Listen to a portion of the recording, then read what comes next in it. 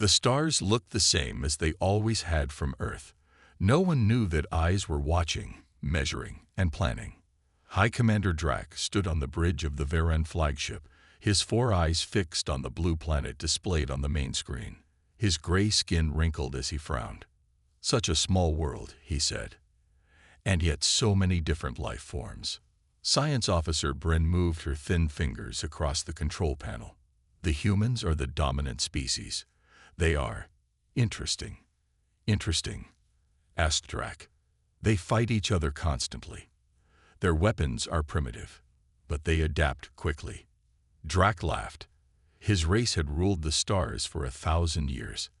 The Varen Empire had never lost a war. They were the masters of technology and space travel. "Prepare the first attack," he ordered. "We will show these humans what real power is." Captain Mike Jones woke to the sound of alarms. He jumped from his bed and grabbed his phone. "What's happening?" he asked the voice on the other end. "Sir, you need to see this," said Lieutenant Smith. "All satellites are going dark. Something big is entering Earth's atmosphere." Mike dressed quickly and drove to the military base. The sky was still dark, but strange lights flashed above the clouds. At the command center, screens showed objects falling toward major cities around the world. They weren't meteors. They moved too carefully, too purposefully. "First contact," whispered Dr. Lisa Brown, the team's scientist. "But they're not here to talk." The first explosions hit New York, London, Beijing, and Moscow at exactly the same time. The precision was terrifying. "We're under attack," Mike said. "Sound the alarm. Get all forces ready." But Earth wasn't ready. Not for this. The Varen attack ships landed in perfect formation. Soldiers in advanced armor stepped out, weapons ready. They didn't look human. They had 4 arms, gray skin, and eyes that glowed in the dark. "Begin the conquest," ordered Drac from his ship. "Show no mercy." Earth's military fought back with everything they had. Tanks, jets, and soldiers faced the aliens across battlefields worldwide. But human bullets bounced off alien armor. Human jets fell from the sky without being hit. Human tanks melted under strange energy weapons. Mike led his troops against a Varen landing party near Washington, D.C. They fought bravely, but were forced to retreat into the forests. "Their technology is too advanced," Mike told his surviving soldiers as they hid in a cave. "But they bleed. I saw one die. They can be killed." Dr. Brown joined their group, carrying a damaged alien device. "I need to study this," she said. "If we understand their technology, maybe we can fight back." News came in from around the world. Major cities had fallen. Governments were surrendering. The president was missing. "What do they want?" asked a young soldier named Jack. "Resources. Slaves. Who knows?" Mike answered, but they picked the wrong planet to invade. In space, High Commander Drac celebrated the easy victory. "Earth is ours," he told his officers. "The humans are weak.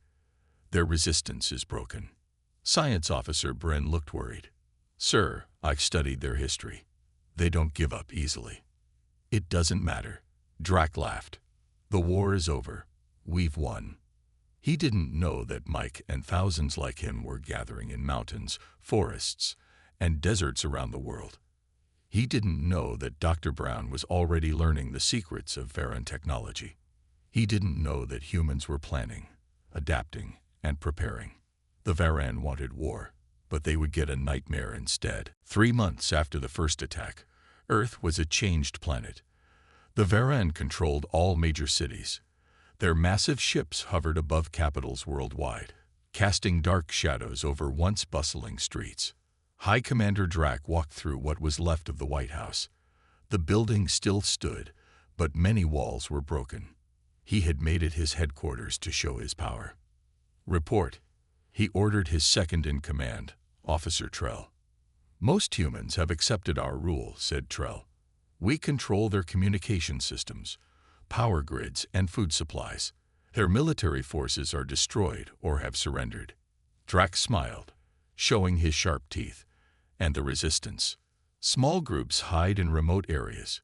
They are no threat to us. Drac nodded. Begin Phase 2. Start moving humans to work camps. We need their labor to build our new bases. Deep in the Appalachian Mountains, Mike Jones looked at the map spread across a rough wooden table. Around him stood 20 men and women, the core of his resistance group. They've taken everything east of the Mississippi River, he said. They're rounding up civilians for work camps. Dr. Brown pointed to marks on the map. These are their supply routes. They're moving equipment and troops along these lines. Can we attack them? Asked Jack, cleaning his rifle. Not directly, Mike answered. Their weapons are too strong, but we can hit and run.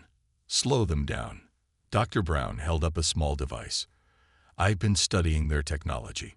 Their armor has a weak point at the neck joint, and their vehicles need to recharge every 3 days.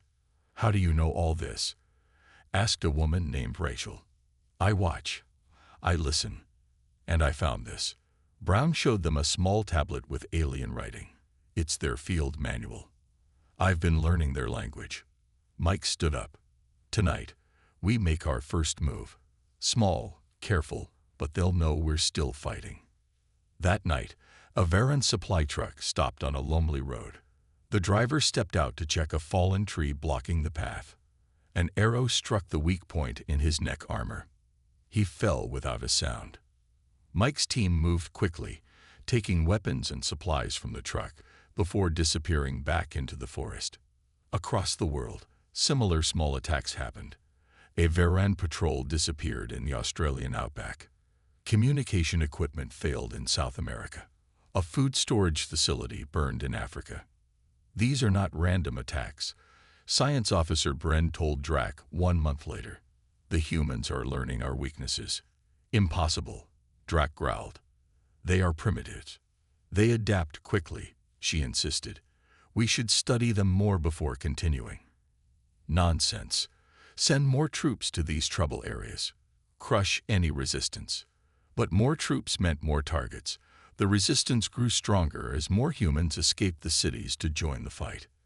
In an abandoned mine, Dr. Brown worked with a team of engineers and scientists who had escaped capture. Look at this, she said, showing them a modified human rifle. I've added Varan energy cells. It can now penetrate their armor. Mike tested the weapon, firing at a piece of alien armor they had captured. The shot burned straight through. How many of these can you make? He asked. With the parts we've stolen, maybe 100, Dr. Brown said. Not enough for a war, but enough to cause trouble. That's all we need for now, Mike said. Just enough trouble to show them we won't surrender. News spread through hidden radio networks. Resistance groups shared information, tactics, and hope. High Commander Drac received reports of increased attacks. His easy victory was turning into something else. The humans are becoming a problem, Officer Trell admitted. Then solve the problem, Drac shouted. Find their leaders. Destroy their hiding places. What Drac didn't understand was that humans had been solving problems since they first walked the earth, fighting against nature, against each other, against impossible odds. They had practice. The Varan had wanted a quick war. They had gotten one. But now, something new was starting. Not a war, a nightmare. 6 months into the occupation, something changed. The Varan were no longer just losing supplies and small patrols. They were losing battles. In his mountain base, Mike Jones looked at the newest prize, a small Varan scout ship. His team had ambushed it near an old highway, using Dr. Brown's modified weapons. Can you fly it? He asked Dr. Brown. She nodded, her hands moving across the alien controls. Their systems are based on simple patterns. Once you understand the logic, it's not that different from our own technology, just more advanced. Mike smiled. Then it's time for the next phase. We don't just defend anymore. We take the fight to them. In the White House, High Commander Drac threw a table across the room. Officer Trell ducked. How? Drac shouted. How are these primitives doing this? They're using our own technology against us, Trell said carefully.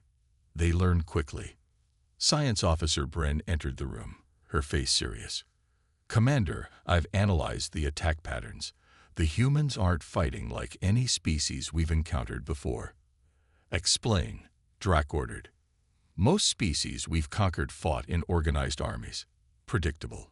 But humans fight in small groups. They change tactics constantly. They use their environment in ways we don't expect.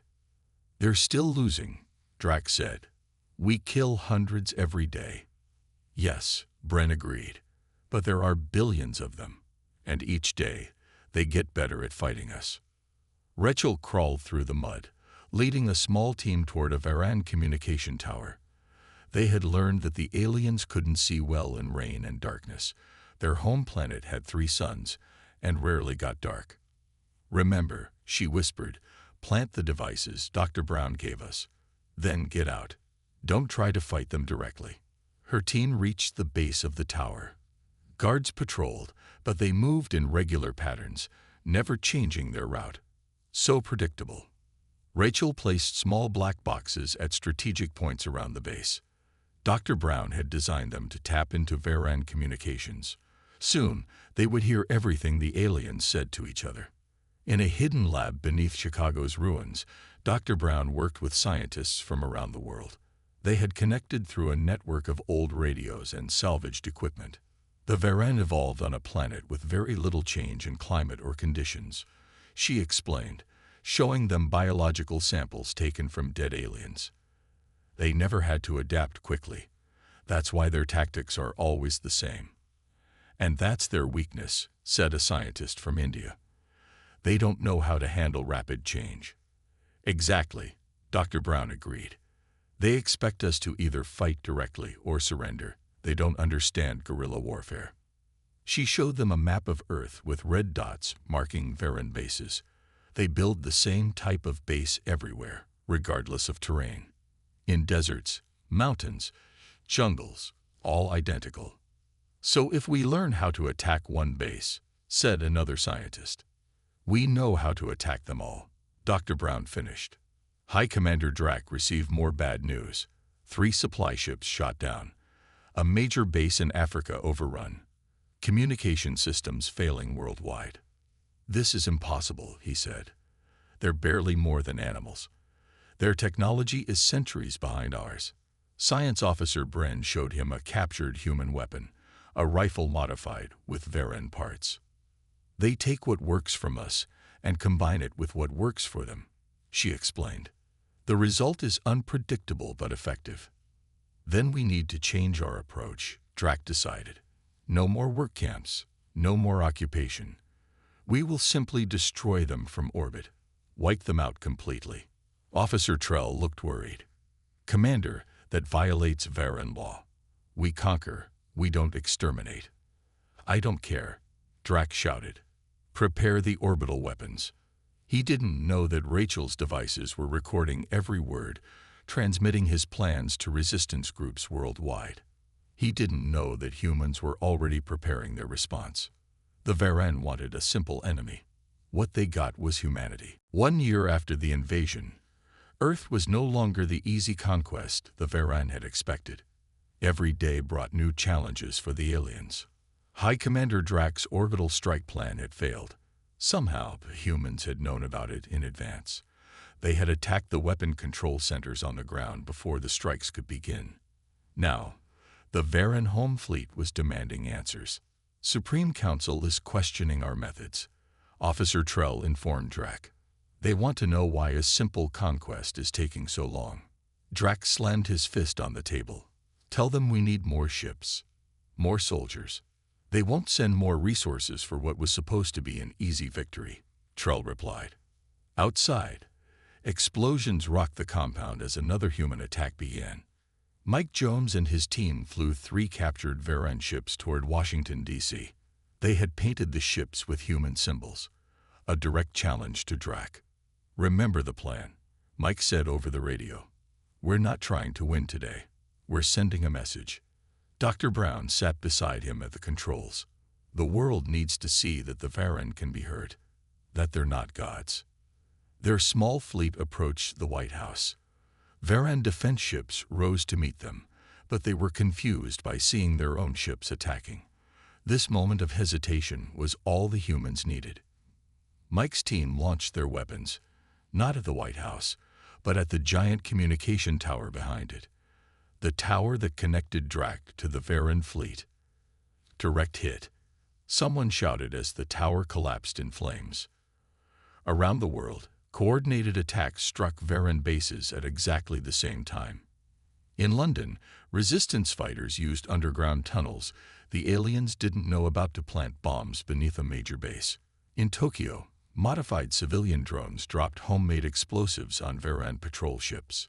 In Rio de Janeiro, humans in stolen Varan armor walked right into the alien headquarters before revealing themselves. It wasn't just military attacks. Humans fought with information too. Rachel's team had broken into the Varan communication system and was now broadcasting messages in the alien language. You were not invited. You are not welcome. You will not win. In his command room, Drac watched his carefully built empire crumbling. How are they doing this? He demanded. How are they everywhere at once? Science Officer Bren had a theory. Humans evolved as tribal hunters. They can organize in small groups without central control. Each resistance cell operates independently, but toward the same goal. Cut off one head, two more appear, said a human prisoner they had captured. He laughed despite his injuries. You should have studied us before you attacked us. Silence him, Drac ordered. But the human kept laughing. You have technology. We have determination. Guess which lasts longer. At a hidden base in the Rocky Mountains, Dr. Brown unveiled her latest creation to resistance leaders from across North America. We call it the Disruptor, she explained, showing them a device the size of a suitcase. It creates a field that shuts down Varan technology within a half-mile radius. Does it work? Asked a leader from Canada. In answer, Dr. Brown activated the device. The lights in the room, powered by stolen Varan generators, flickered and died. When she turned it off, the power returned. We've built 50 of these, she said. With these, we can level the playing field. Officer Trell brought more bad news to Drac. Commander, we've lost contact with our bases in Europe, Asia, and South America. All of them. Drac couldn't believe it. The humans are using our own communication systems against us. Our soldiers can't tell which orders are real anymore. Drac stared at the map showing his shrinking territory. This was supposed to be easy. Sir, Trell said quietly, I think we should consider withdrawal. Never, Drac shouted. We don't lose wars. We are Varan. But for the first time in 1,000 years, the Varan were afraid. And the nightmare was just beginning. 18 months after the invasion, the Varan controlled less than half of Earth. Their mighty ships still circled in space, but on the ground, they were losing. High Commander Drac had moved his headquarters 3 times in the past month. Each base had been attacked shortly after he arrived. Someone was leaking information to the humans. We have a traitor, he told Officer Trell. Find them. It could be anyone, Trell replied, or it could be their technology. The humans have adapted our communication systems in ways we never thought possible. Science Officer Bren entered with a prisoner, a young human female. This one was captured near our sensor array, Bren said. She knows things. The girl looked ordinary. Short brown hair, simple clothes, maybe 20 years old, but her eyes showed no fear. What is your name? Drac demanded. Jane, she answered. Just Jane. Who do you work for? Mike Jones. Dr. Brown. Jane smiled. I work for humanity. In a former Varan base in Colorado, now under human control, Mike met with military leaders from around the world. The room was filled with men and women wearing a mix of human uniforms and modified alien gear. We control North America, most of Europe, and parts of Asia, said a general from Russia. But the Varans still have superior firepower. Not for long, Mike replied. He nodded to Dr. Brown, who unveiled a large weapon on a wheeled platform. "This is what we call the Thunderbolt," she explained. "It uses Varan energy technology combined with human targeting systems. It can bring down their ships." "How many do we have?" asked a commander from Brazil. 10 working models," Dr. Brown said. "But we have factories making more every day." Mike pointed to a map. The Varan made a mistake. They built their factories here on Earth instead of using their ships for manufacturing. Now those factories are ours. Jane watched as Drac paced around her. "You think you're winning," Drac said. "But we have thousands of ships. We could burn your world to ash." "But you won't," Jane replied calmly, "because you need Earth. Your home world is dying. That's why you came here." Drac stepped back, shocked. "How do you know this?" Jane tapped her head. "We figured it out. Dr. Brown studied your biology. You need a specific atmospheric composition that's becoming rare in your star system. Earth is perfect for you." "That information is classified even among our own people," Bryn whispered. "Humans are good at solving puzzles," Jane said. "And now we know you can't destroy Earth. You need it intact." Rachel's communication team intercepted a message from the Varan homeworld. They worked quickly to translate it. "This is big," Rachel told Mike over their secure line. "The Varan Supreme Council is considering removing Drac from command. They're sending an inspection team." "When?" Mike asked. 2 days. Their ship will enter Earth orbit near our Australian base." Mike smiled. "Then we need to give them a proper welcome." Dr. Brown made final adjustments to the Thunderbolt weapon positioned in the Australian outback. Around her, hundreds of resistance fighters prepared for battle. "Will this work?" asked an Australian commander. "In theory," Dr. Brown replied. "We've never targeted a ship that size before." A scout ran up to them. "Varan ship entering atmosphere. It's heading for their Sydney base." "Right on schedule," Dr. Brown said. "Let's show them what humans can do." In Washington, Jane was brought before Drac again. "Your people are planning something," he said. "Tell me what it is." Jane shrugged. "I'm just a messenger. I came to offer terms." "Terms?" Drac laughed. "You offer us terms?" "Yes," Jane said simply. "Leave our planet now, and we let you live." As she spoke, the building shook. Outside, explosions lit up the night sky. "What is happening?" Drac demanded. Officer Trell rushed in. "Commander, the inspection ship from the Supreme Council has been shot down over Australia." Drac stared at Jane, who smiled back at him. "The nightmare," she said, "is just getting started." The loss of the Supreme Council's inspection ship changed everything. The Varan homeworld demanded answers, but Drac had none to give. The humans knew exactly when and where the ship would arrive. He told his officers. They had Thunderbolt weapons waiting. 3 direct hits, and it was gone. "The Supreme Council is sending a war fleet," Officer Trell announced. "They no longer trust us to handle this situation." Science Officer Bryn looked worried. "A war fleet means they'll try to destroy all human resistance at once. Millions will die." Drac nodded. "Good. Let them burn this world clean. Then we can start over." In the rebuilt United Nations building in Geneva, now the headquarters of the Human Defense Council, Mike Jones met with leaders from every continent. "The Varan war fleet will arrive in 1 week," he announced. "According to our intelligence, they're bringing planet-killer weapons." "Can we stop them?" asked the representative from Africa. Dr. Brown stepped forward. "Not with our current technology. But we have a new plan." She showed them images of a massive device being built in a former Varan factory. "We call it the Shield. It uses the Varan's own energy technology to create a protective barrier around Earth. If it works, their weapons won't penetrate our atmosphere." "And if it doesn't work?" someone asked. Mike answered simply, "Then we take the fight to them." Jane sat in her cell, waiting. The Varan thought she was their prisoner, but she was exactly where she needed to be. She had a small device hidden in her shoe, a tracker that Dr. Brown had created. A guard brought her food. She had learned that this particular guard was different from the others. He seemed curious about humans, not hateful. "Your leaders are making a mistake," she told him.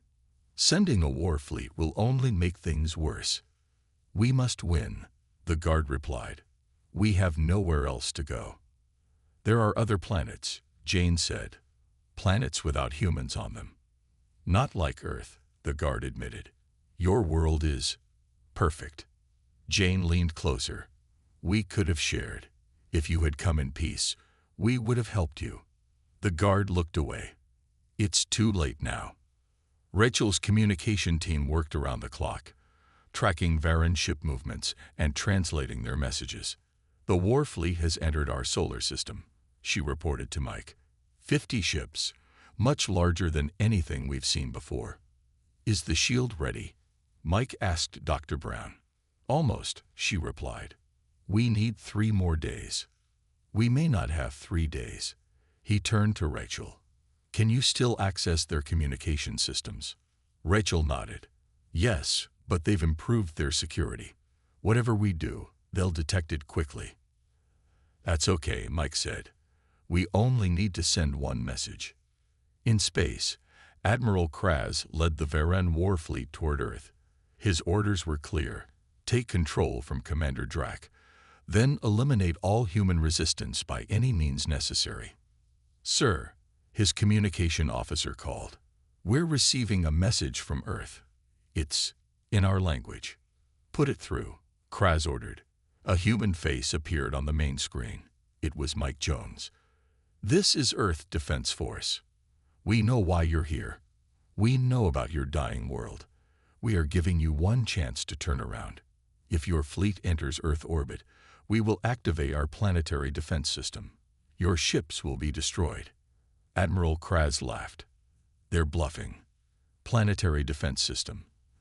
They couldn't even stop our first invasion. That was 2 years ago," his science officer reminded him. "They learn quickly." "Proceed as planned," Kraz ordered. "Nothing can stop 50 war vessels." In his command center, Drac received news of the approaching fleet with mixed feelings. Victory was close, but it would not be his victory. Suddenly, alarms blared throughout the base. "What now?" he demanded. Officer Trell checked the security monitors. "All cells in the detention block are open.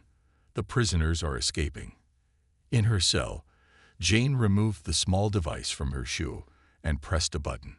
Every electronic lock in the building failed at once.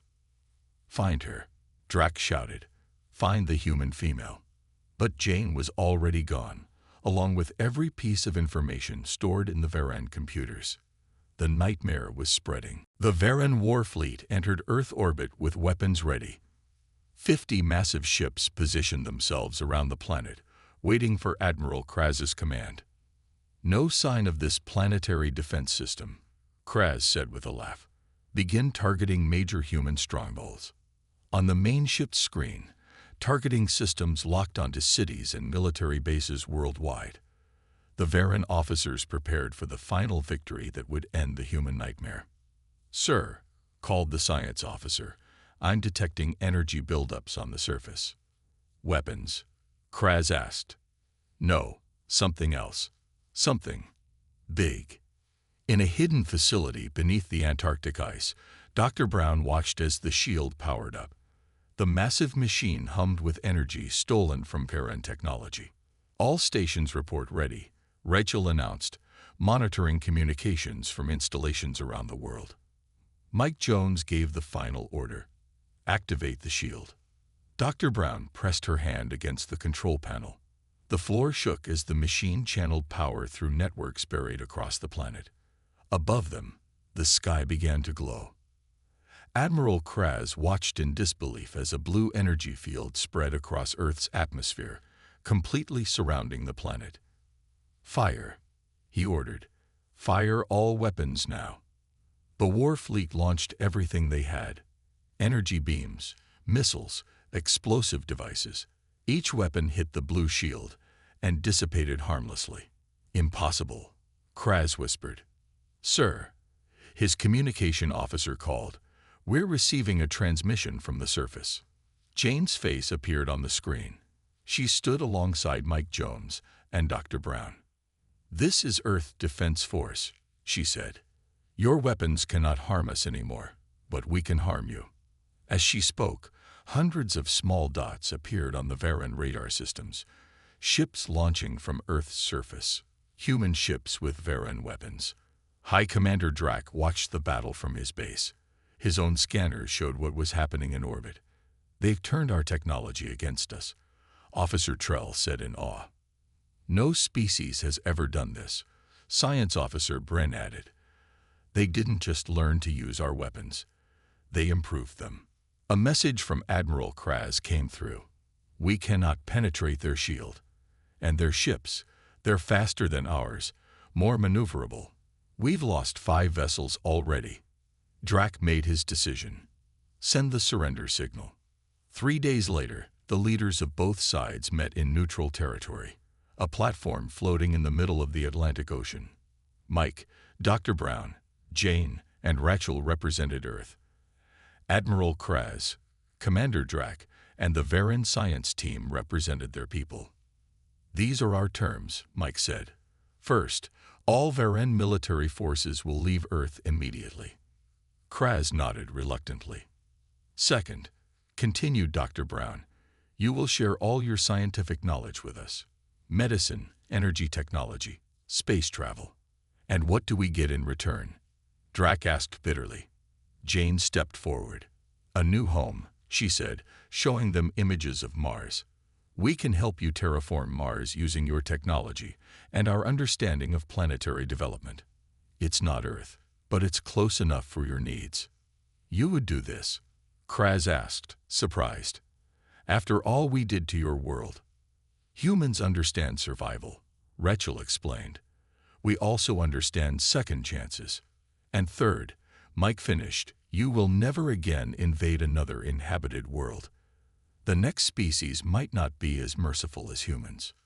1 year later, Jane stood on a hill overlooking the new city being built in what was once a Varan base. Humans and Varan worked side by side, rebuilding Earth while preparing Mars for the alien colony. Mike joined her. "Did you ever think it would end like this?"